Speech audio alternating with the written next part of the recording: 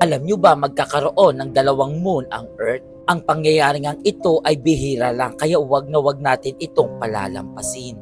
Ang pangyayari ngang ito ay viral na sa iba't ibang social media platform at worldwide dahil ang phenomenon na to ay minsan lang mangyari at bihira lang itong mangyari sa Earth natin. Ayon nga sa Time Magazine, ang tawag sa minimum na yan or ang pangalawang moon ay tinatawag na 2024 PT5.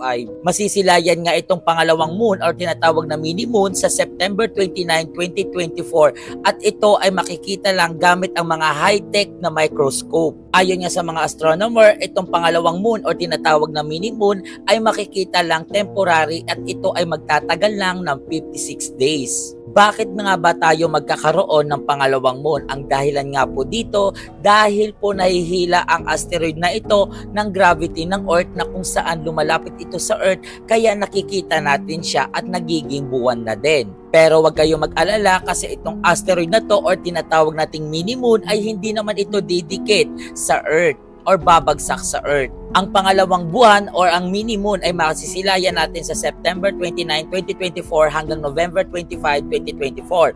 At pag nawala ito ay posible itong bumalik sa 2051 pa. At alam nyo ba, sabi ng mama ko at ng mga matatanda na ang pag dumating daw ang pangalawang buwan, may sinyalis daw ito ng kapahamakan at delikado sa ating buhay. Nagdudulot daw ito ng kamalasan, disgrasya sa sarili at pagkamalas sa buhay. Pero ang lahat ng iyon ay ayon lang sa paniniwala. Mas maigi pa din na magdasal tayo sa pang-araw-araw. So hanggang dito na lang, paalam.